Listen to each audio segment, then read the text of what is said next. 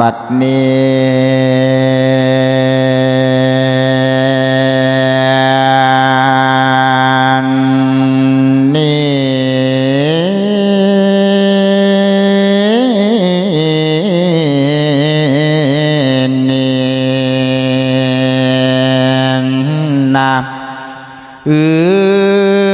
คอย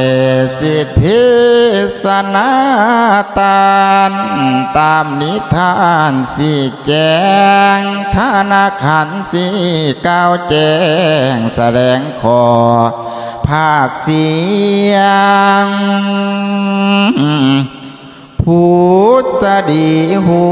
เดืองว่าพระเวทมีกรรมจำต้องได้เวียงวังเหตุว่าทำท่านสร้างลูกสิหนีไก่คางได้ปางเขาในป่าพิษอาญาดาเบียบเดวสาวบ้านบ่ว่าดีนำผ่านนางทราบทอนีทรงเตือนตกผาไทยกำมันได้นอกคำกะสั่งจำมาพอพานางล้อบ่มีได้เสด็จไปหอดที่เห็นมาที่พระเวทเจ้าทรงเศร้าอยู่ปางพูดสดีก้าวอ่างปนมอ้อยเอาใจวางคำ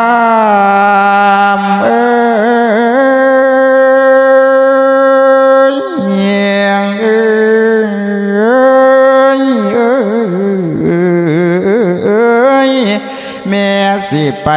ขอบอนต่อมีดอนให้ท่อนเดืองพานางเมืองจ่าแดวเสด็จไปหอดพี่อ่านสุนีขาบใบทุนเจ้าเดาคดีนะลูกเฮาผิดทอนี้ดำเถือที่เดียวสร้างบ่เดียวแดมองสองคืนเขากี่ทำแต่ดีมาเดือย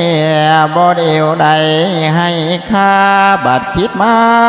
รามคังสั่งสิให้ได้นี้สร้างตัวเดีย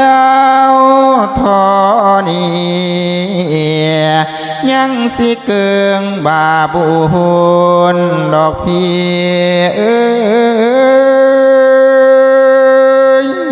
ยัง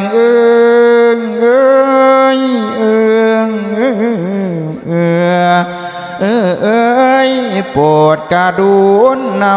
สิให้อยู่คอยเมืองบ้านนับแต่วอนหวานไหวลายที่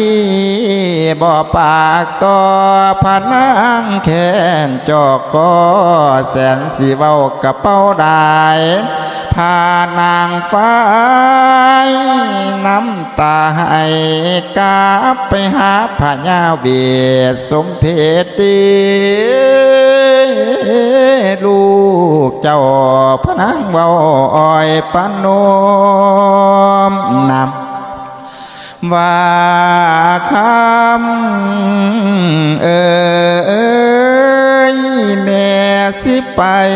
นอกกาบโกมปานมนอบบันทาเอาขอขมาน้ำองค์พระยอดคุณนอบุญฝ่าเพิ่นบ่จ้าน้ำด้วยเถิงข้าวสวยต้องจำห่างอุกของแม่สิแตกมางมาได้สิ้นเจ้าปินหันน้ำมาที่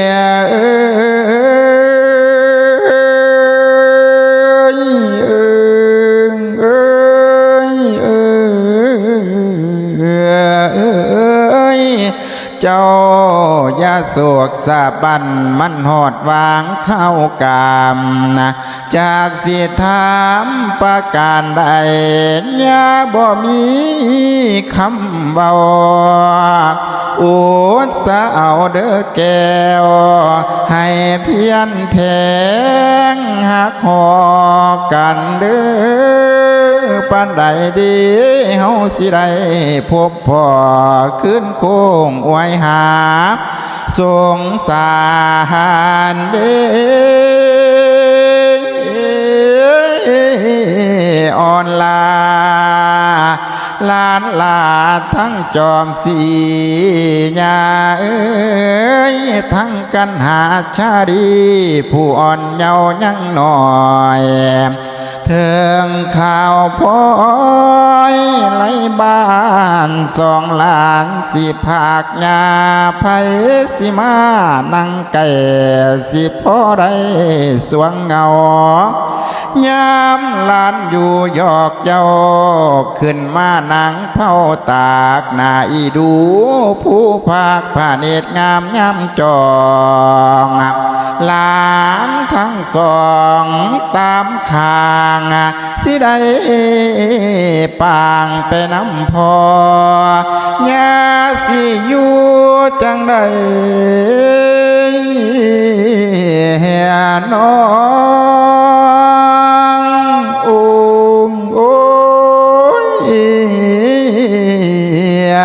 โอ้โอ้ยย่านแต่ใจน้อขาดเมียนขานิ่งน้อยอ่อนลานนำหมดความหวัง